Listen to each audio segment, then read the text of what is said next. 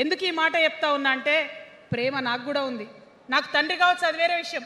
కానీ ఒక రాజకీయ నాయకుడిగా వారు ఈ మధ్య రాజకీయ పరిణితి కోల్పోయి మాట్లాడుతూ ఉన్నారు. కేటీఆర్ గారు మాట్లాడిందంటే ఓకే అనుకోవచ్చు, ఆయనకు పెద్ద తెలియదు పాపం. కానీ కేసీఆర్ గారు అనే మాట ఏంటంటే ప్రజలు తప్పు చేసిండ్రు. ఓకే, ఒక సెకండ్ నేను ఒప్పుకొని దాన్ని ఒక సెకండ్ అనుకుందాం.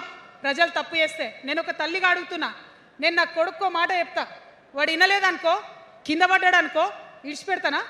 దగ్గర తీసుకొని మంది అనా? ఓకే, ప్రజలు తప్పు చేసిర్రు అనుకోండి, మీకు అధికారం ఇవ్వలేదు అనుకోండి, ఒక కర్కోటకుడి పాలన నడుస్తుంది అలా తెలంగాణలో. ఇబ్బంది పడుతున్నారు ప్రజలు, గోసపడుతున్నారు, ఏడుస్తున్నారు.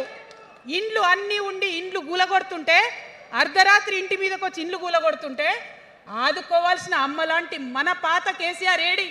ఎక్కడున్నాడు? ఇది మనం అడగాల్సింది. అందుకోసమే నేను ఈ నిర్ణయం తీసుకున్నది.